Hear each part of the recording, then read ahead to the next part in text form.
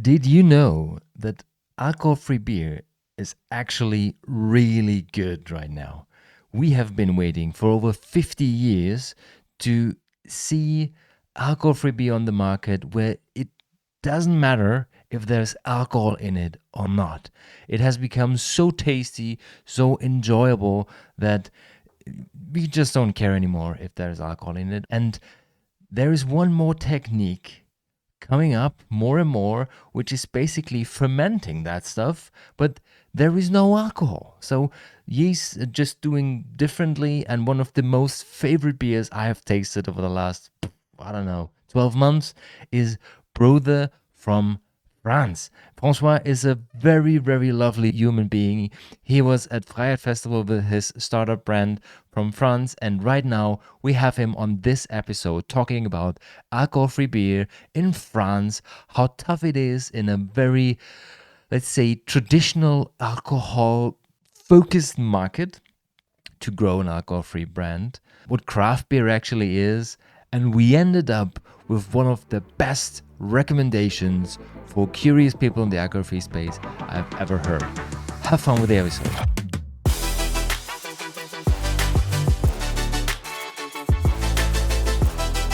Welcome to the Pinot and Pixel podcast episode number 317. Today I'm here with François Bosselut from Broother Bières in France. One of my favorite alcohol-free beers, actually. We met the last time at the Freiheit Festival. François, thank you for your time. Thank you. Thank you for having me here. And the people who are watching might recognize that you have a very professional setup, as you're not only a brewer, but you are also a Twitch streamer. Yeah, I mean, I'm a brewer professionally. I'm a Twitch streamer as a hobby. So that's why I have all the gear. I started streaming like 6 years ago, and I love it. That's just a hobby, but I love it. So yeah, I have some tools to do that. So streaming was first, and then came the brewing part. Yes. I was not working as a brewer before. Actually, I started. I was working in finance. I have a master degree in finance, and then I started streaming because I love video games, and that's a hobby I had for all my life, basically. So yeah, I started streaming on Twitch. I just like it, and then came the part for the brewery. So I started Broother in 2023 for the alcohol free. We will talk again about that if you want. But then I never quit streaming. Just a hobby I make. I do on my free time during the evening most of the time. So you said gaming. How come that I found some videos on Pokémon cards? Yeah, I also started. So I have a Twitch account, and I started to make some video games on YouTube. Just quick video games, just shorts on YouTube.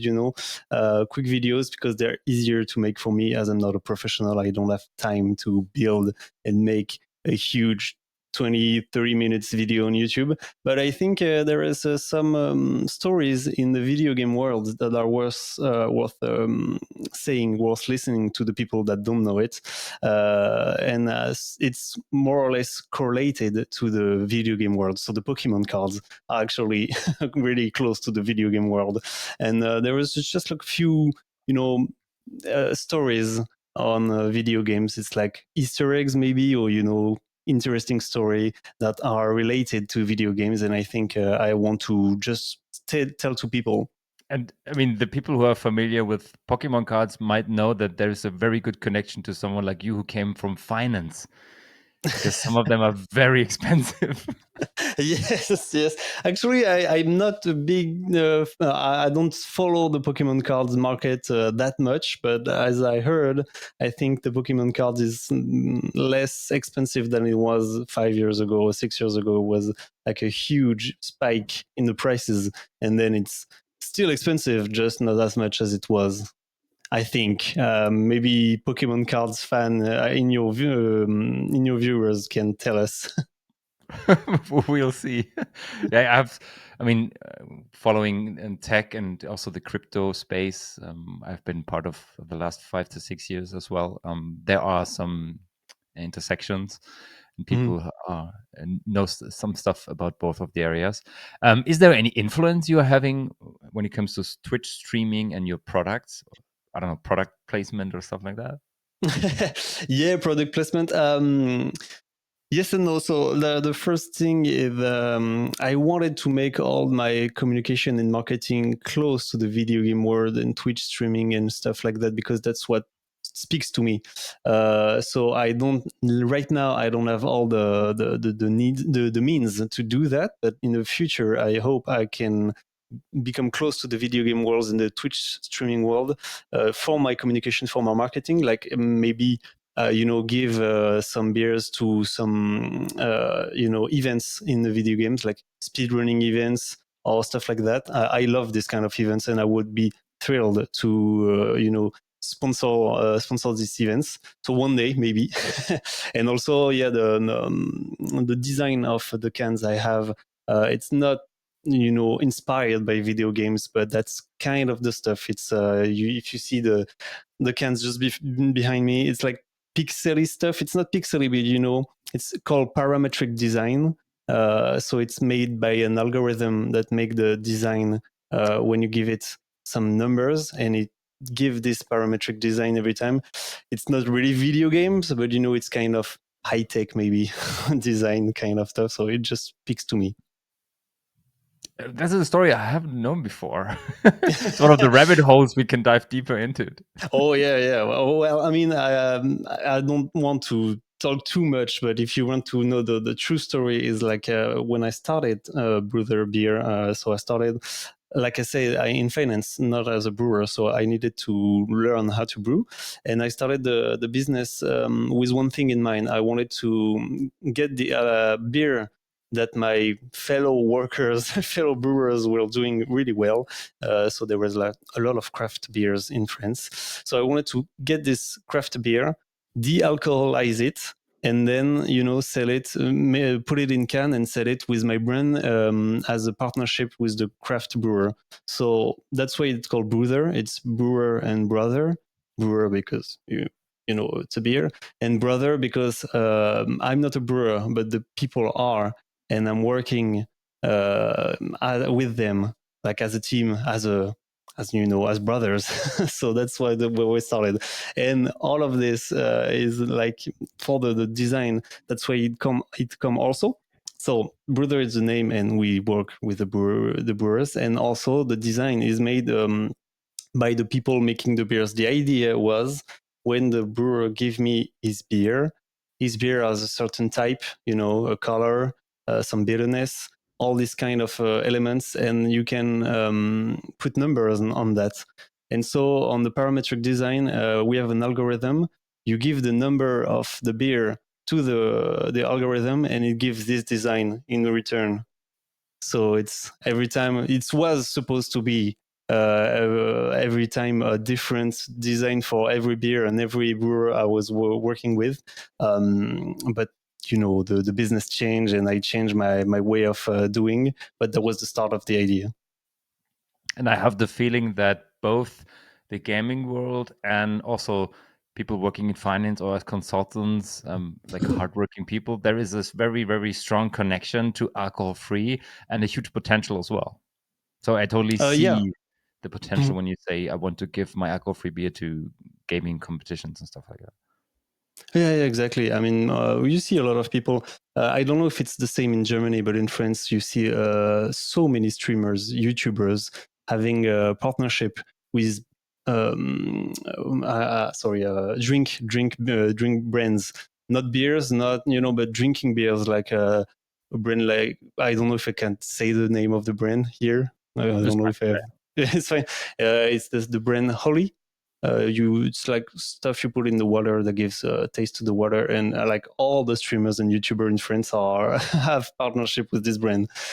So we see ads a lot of time. So yeah, I think it's quite good stuff for the video game world to have alcohol free drink, because you're always drinking when you're playing, basically.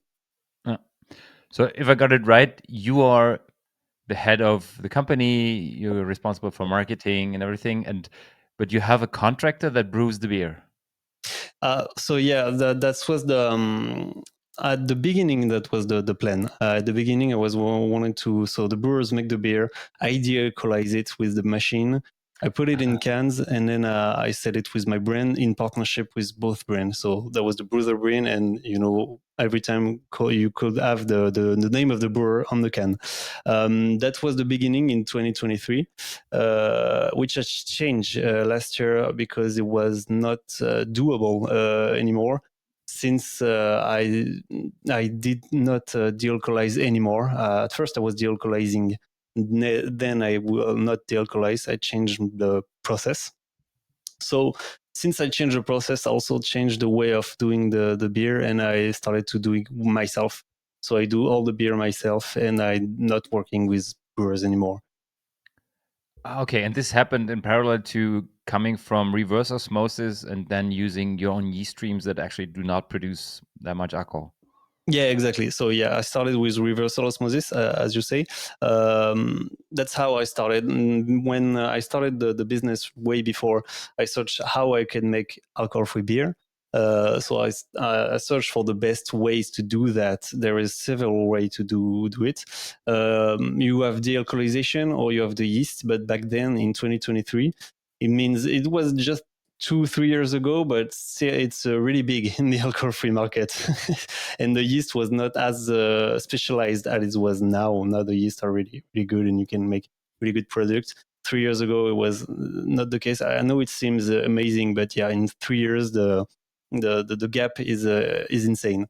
So before I started with reverse osmosis because it was the best way to de-alcoholize beer. You have other ways, but they are not as good as a reverse osmosis for the taste part. Like you can heat the alcohol up to the point that the alcohol evaporates, but not the water. That's one of the way. Or there is other ways, but reverse osmosis was the best. So I started do my company. I have a credit to buy the reversal osmosis machine, and I started doing that. Then I changed my process because the yeasts were getting better and better, so I could make myself the beer with the yeast, and also because the reversal osmosis is quite expensive actually. Since I'm alone in the company, I'm alone, so I have the volumes are not as big as big companies. I couldn't, take the cost of the machine uh, for what I was selling. It was I needed to make too much, a lot of volume, a lot more volume. Sorry, I'm sorry, losing my words. I needed to make more volumes in order to get the cost of the machine out of my company. So too expensive, and also the yeast were getting really good. But the reverse osmosis as itself is a really good way to do it. The taste is really incredible, and it's not a problem with the reverse osmosis was bad. It's not that. It's really good, really efficient. It's just too expensive for a small company like me. And what were you able to spot when it comes to taste and also the production process and speed, for example, from in the switch from reverse osmosis to just fermenting with other yeasts? Well, yes, the thing is reverse osmosis. You add one step, another step, so that's also more cost. And you can make any beers you want in reverse osmosis, where it's not the same with yeast. For example, I had before. I don't know how to say that in English. It's an amber beer, like the Kilkenny. You know the Kilkenny beer? It's a cherry beer, cherry sour. No, is it cherry? You know the color. Color is like orange beer. It's No, yeah. I think it's is it what is it cherry? called? Well, I I mean, mean, I well, thought it's cherry, but at least it's a dark beer. It's a sour beer. Yeah. well, okay. So I What is had it called? it was not a sour beer. It was just the orange type, not amber. The other I don't have the name in English, but we have that with honey inside, and we could do that in reverse osmosis because you just take the beer and you de-alcoholize it, and I cannot make it with the yeast because of the honey.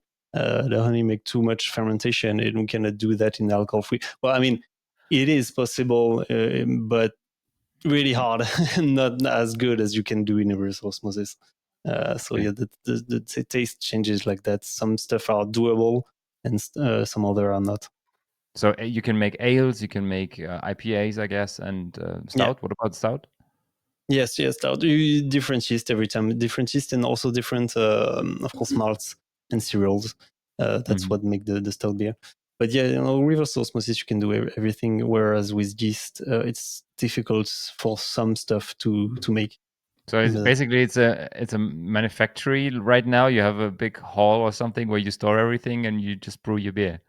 yeah, exactly, exactly. So I have that, and I work with some brewers. I used to work before when I was de-alcoholizing the beer.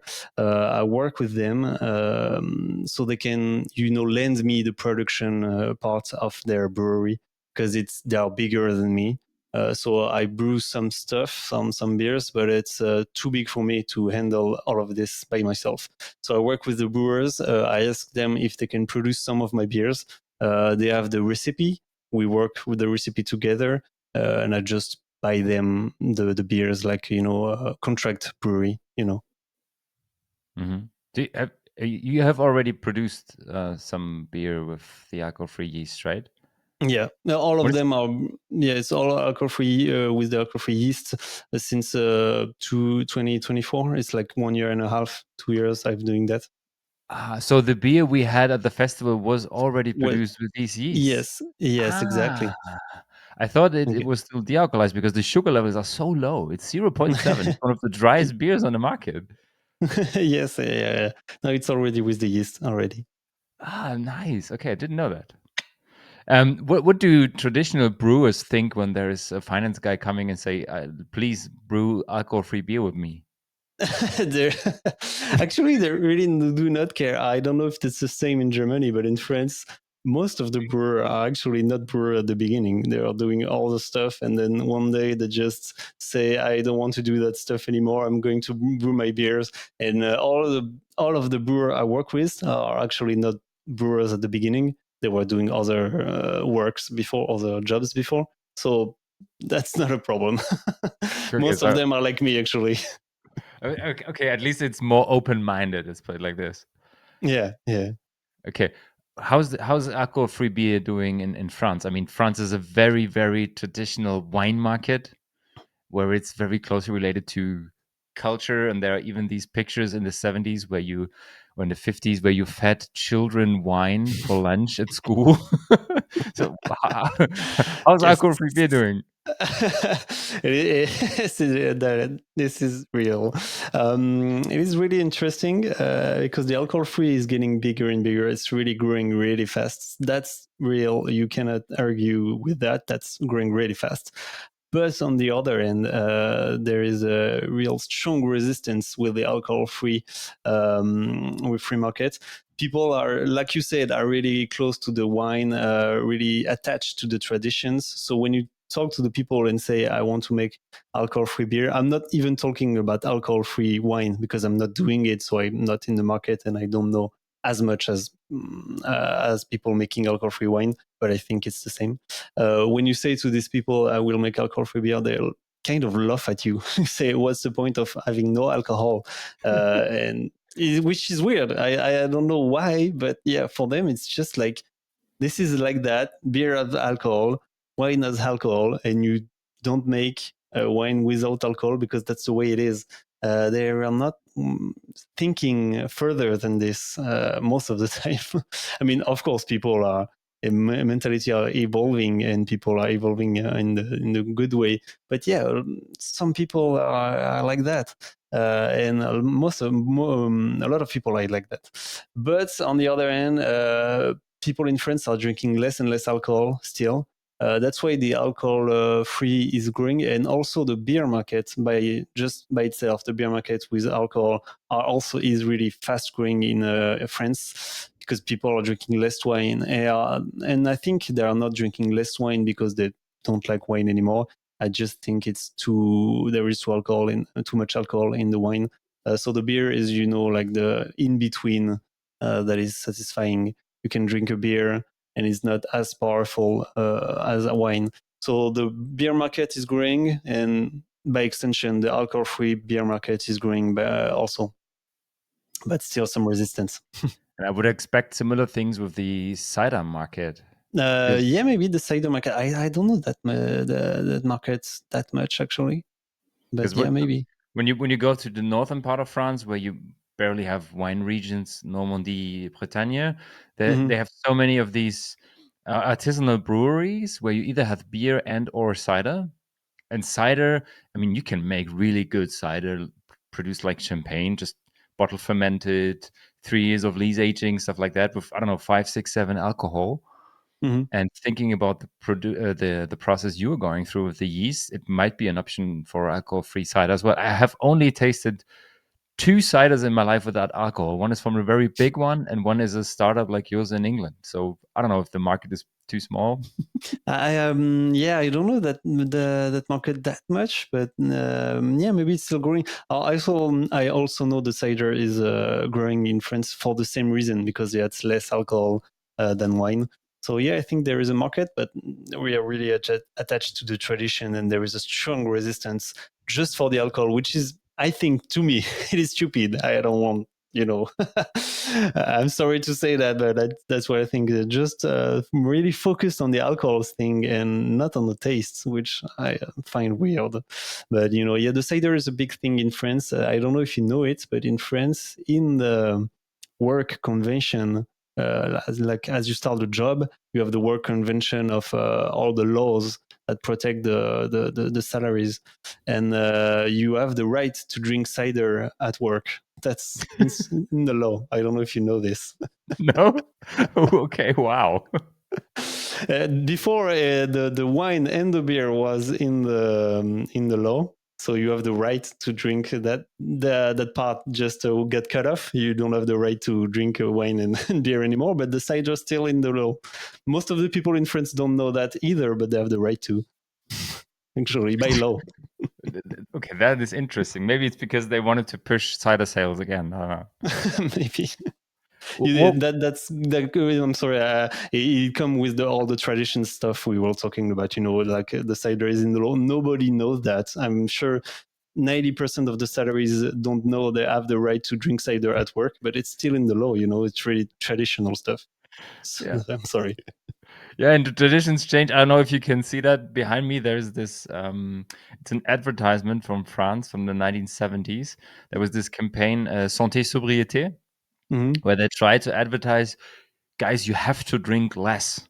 And then this is, I mean, this one is more for gastronomy, saying, offrir le choix, c'est savoir vivre for gastronomy.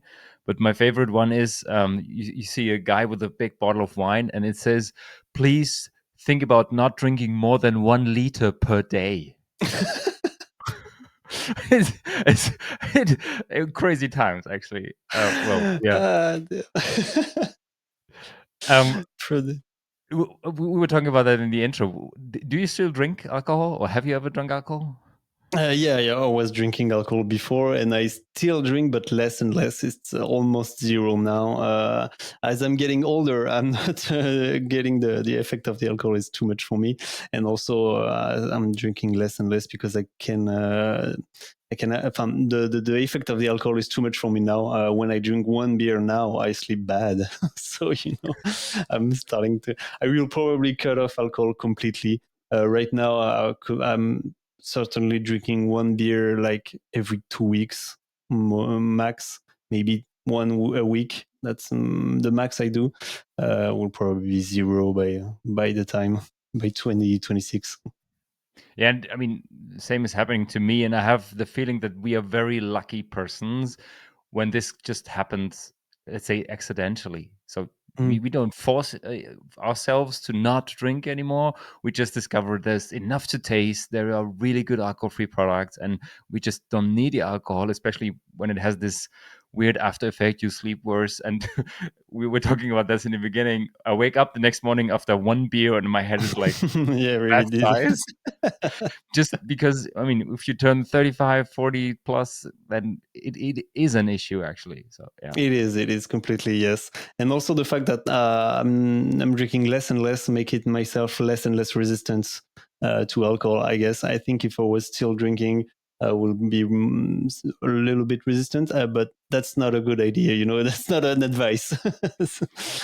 It's not, yeah. So I think taste-wise, there's enough to discover. And but this brings me to my point. I mean, I'm always talking about inclusivity. So saying if you have a menu in the restaurant or in a bar, you should always have both sides. That people are looking for beer and wine, and people are looking for good alternatives.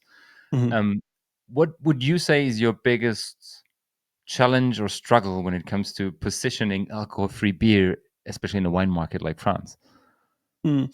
Yeah, so I think the biggest thing is to make people understand that now alcohol-free beer are really good. That's the biggest issue right now, I think, for me, because we had a lot of maybe not trouble, but a lot of it was hard with the brand called Tourtel. I don't know if you have that in Germany. So it may be like a French industrial beer, and it was branded as an alcohol-free beer, which is not really. It's like a drink with some beer. It's like 10% of beer inside, maybe less, and the rest is like a soda. So it's not bad. It's just really sugary. And so when you say alcohol-free beer, people in France always imagine this brand because it was really really really famous in the 90s and the beginning of the century. So they always picture this and they say, "Oh, alcohol-free beer is bad." No, it's not Tourtel. You can taste now; it's better. Now it's good, and so people have this in mind. And people like restaurants and bars, and every time when I say if they are interested with alcohol-free beer, every time they tell me, people don't ask me alcohol-free beer, so I answer, "But do you have alcohol-free beer on your menu?" No, I do not. Yes, people are not asking for alcohol-free beer if you have not on your menu.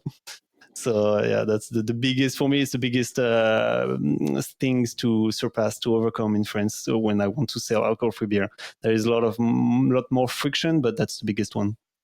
Is Tortel still on the market? Yeah, yeah, it's really really big, really, really big. Now they're doing so many different tastes and everything. Okay. So it's like a bad example for alcohol-free beers, and you have to fight Yeah, it. I mean, I will not say it's a bad example. It's just Mass it's like production. a drink. It's industrial. It's not bad or good. It's just there. That's an industrial drink. I have nothing to say bad about Tortel. It's just like that. It's industrial drink. When you buy Coca-Cola, you know what you're buying. That's not bad. The thing is, they branded themselves as alcohol-free beer, which they are not. So that's Okay. the thing. Get it. And right now it's in people's minds, and you have to fight it every single time. Exactly. uh, is there a difference between like traditionally brewed beer and craft beer? Not really. Craft beer is just the thing is when you say craft beer in France, it's all about the volume you make. When you start to get up a certain volume, you are not considered as a craft brewery. But now the term craft beer has been, switched from this type of volume. We don't think about the volume when you say craft beer now. We think about the beers that you can make that are different from the industrial beers. So now, in our mind, when we say craft beer in France, you think other beers and lagers and pilsner. So industrial beer would be like all the biggest lager and pilsner industrial beers, and all the other type of beer would be craft beer, which is not really true. You can have industrial beers that are just stout, like a Guinness or stuff, but that's what we have in mind in France.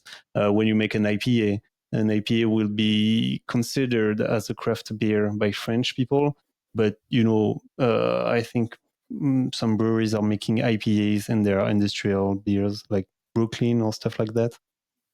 But that's what we have in mind in France. When you make other type of beer, IPA stuff like that, you will be considered craft beer, even if it's not true. Hmm. If you can rewrite the rules for the definition, how would you describe craft beer in your own words? Enormous. Uh, I think this definition is actually okay with me. I like the fact we explore different type of beers. When we go further from the beers we have. So you have the biggest beer you have, like all the lagers and pilsner. But when you go to the IPA and the NEIPA, the dry hop stuff, all the porter, the stout, all this type of stuff. I think imperial stout, milk stout, stuff like that. I think it's cool for me. It's fine for me. It's craft beer. It's like different tastes. To me, it's the same as wine, where you have so many different wines and so many different tastes. So when you go to other beers, you have different tastes. To me, it's okay for this definition for the craft beer. Also, you have another definition, if I can say so, that the craft beer are local beers. Every time you go to a village or a town in France, you have the local brewery that bring the beers of the region, and people assimilate this as a craft beer, which is fine for me. And I mean, wine has been struggling with terms like that for quite a while. Low intervention wines, natural wine, which is said to be as close as possible to natural processes, which is weird because someone has to at least ferment it in a bottle or whatever. For me, this craftsmanship is the core of everything. When you say Mhm. not industrial, and I've worked with many alcohol-free brands that have actually the problem once you want to scale the company, how do you deal with there is some craftsmanship and we want to grow, but we have to get maybe rid of some of our Yes. Well, I mean, I was like that at the beginning. I was thinking like that at the beginning, but now my point of view changed. To me, the most important thing of the craft beer and so the making of the beer is not how much automatized is this. It's more about the recipe. It's more about the people on the top that say, "I want to make this beer taste like this, have this kind of taste, make beer like this." The people who are thinking about what beer they want to make, and to me, that's the more important. I think big brewery are still kind of craft beers. In the UK, there is some beers, alcohol-free beers like Brûlot Mhm. or Big Drop. They're really, really big now. I don't think we can say they're craft beer anymore, but still, to me, they are because they have this way of thinking of we want to make this type of beer, which are different, really different from the big, blonde beer, traditional that you find everywhere. So to me, that's the more important stuff. That's what type of beer you want to make, and the impulsion, the desire to make this type of beer to me, and the mean are not that important to me. Mhm. And getting back to your brand Brother, would you consider the new way of producing the alcohol-free version with the yeast as craft beer? Yeah, yeah. I mean, by every mean we are craft because, or what I say before, and also because of the volume. It's really a small brewery in France, so no problem with that. Whatever definition of craft beer you want to take, we are inside. That's Okay. What is the current production size? Just roundabout. in hectoliters. Would be let me 80 no about less than 100 hectoliters, like between 70 and 100 hectoliters. So let's say 100 hectoliters means 10,000 liters means 30,000 cans. Yes. Okay. And it's four products, right? Yeah, exactly. Yeah. What's your favorite, if you have one? The stout. Yeah. Obviously. Me too. Mine too. Yes. No, that was the beginning of the all the adventure. I was in America, in the US, like back in 2016 or 17, and I find on the bar I saw stout, alcohol free craft beer, and for me it was like magic. What's for at first the craft beer in US was not that big as it was now. So for me it was amazing. A craft beer, a stout craft beer, what? And an alcohol-free stout, what? How is that even possible? So I wanted to taste it. I ordered that, and it was really good. It was awesome, and I was like, that's so good, and that's no alcohol. Which means I can drink this all day. What? Why I'm not doing that? I want to do that. I want to drink that every day, all day. And that was the start of the adventure actually at first. And I say to myself, I want to make this beer. Nobody is importing the beer. It does not exist in France. Well, I will make mine. Interesting. So there are not like super many brands actually producing stouts and alcohol-free version in France. It's more traditional in UK. In France, I think I'm the only one.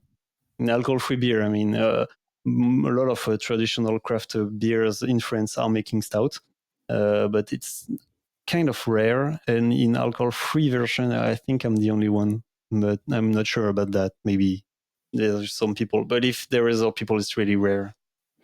Your beer comes in cans, Yeah. and there are no kegs or bottles available, right?